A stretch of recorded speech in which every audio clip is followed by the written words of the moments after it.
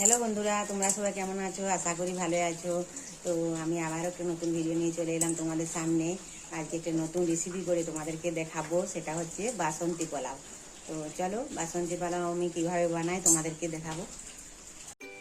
এই দেখো বন্ধুরা, বাসন্তী পোলাও বানানোর জন্য আমি 250 গ্রাম বাসমতি চাল নিয়ে নিয়েছি। আর তোমরা চাইলে বাসমতি চালের পরিবর্তে গোবিন্দভোগ চালও নিতে পারো। তারপর চালটা আমি ভিজিয়ে দিয়ে দিয়েছি জামবাটি করে, অল্প একটু জল নিয়ে একটুক্ষণ রেখে দিয়েছিলাম। চালটা ভিজানো হয়ে গেছে। এরপর দেখো চালটা ভিজে গেছে। এবার ছেঁকে ছেঁকে তুলে নিচ্ছি। একটা থালার মধ্যে একটু হালকা শুকোতে দিচ্ছি।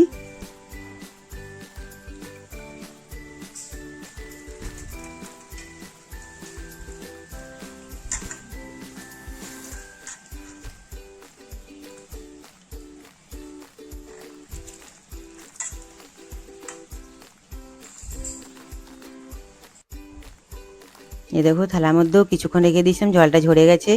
এরপর একটু হলুদ দিয়ে দিচ্ছি।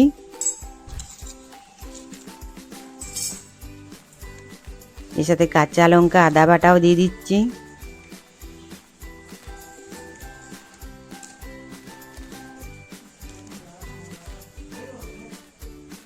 গরম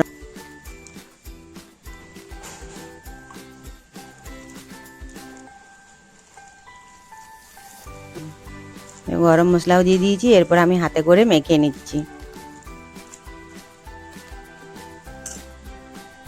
এই দেখো আমার মাখা হয়ে গেছে।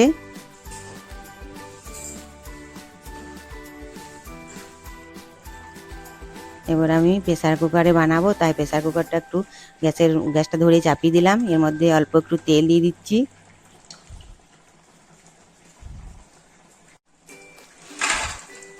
এরপর কাজু বাদাম কিশমিশ দিয়ে দিলাম। এছাড়াও লবঙ্গ দারচিনি সব কিছু দিয়ে আমি একটু ভেজে নিচ্ছি হালকা করে।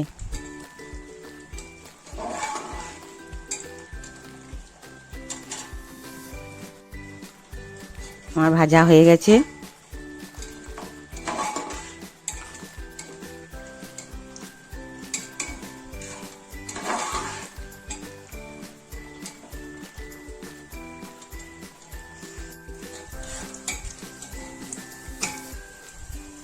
এরপর আমি চালগুলো দিয়ে দেব, বাসমতি চালগুলো।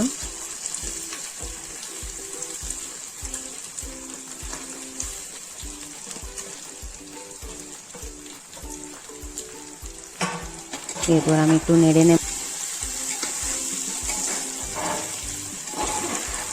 এই যে দেখো চালটা আমি 5 মিনিটের জন্য ভেজে নিচ্ছি।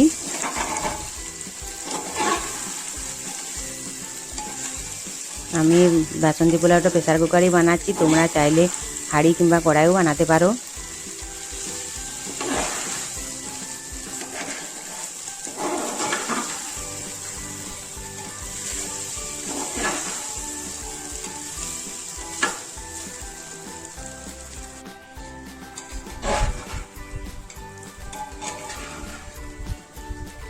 এই দেখো চালটা আমার ভাজা হয়ে গেছে। এরপর আমি জল দিয়ে দিচ্ছি। 250 গ্রাম চাল, তার জন্য আমি 500 ml জল দিচ্ছি। মানে যত চাল তার ডবল জল দিতে হয়।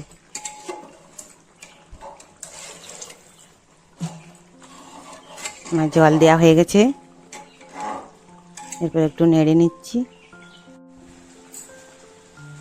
এরপর একটু নুন দিয়ে দিচ্ছি।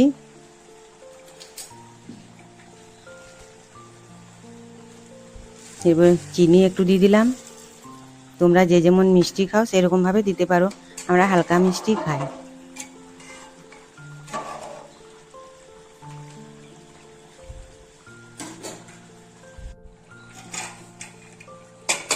এরপর প্রেসার কুকারের ঢাকনাটা আমি লাগিয়ে দিলাম, কিন্তু গার্ডারটা দেবো না, কারণ সিটি পড়লে তো চালটা গলে যাবে, সেই জন্য আমি গার্ডারটা দিলাম না।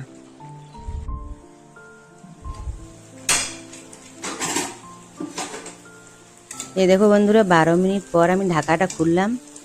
দেখো চালটা আমার,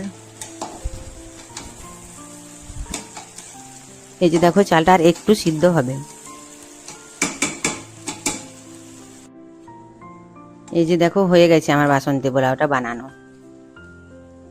এই যে আমার বাসন্তী পোলাও হয়ে গেছে, এবার থালায় ঢেলে দিচ্ছি একটু ঝুরঝুরে হওয়ার জন্য।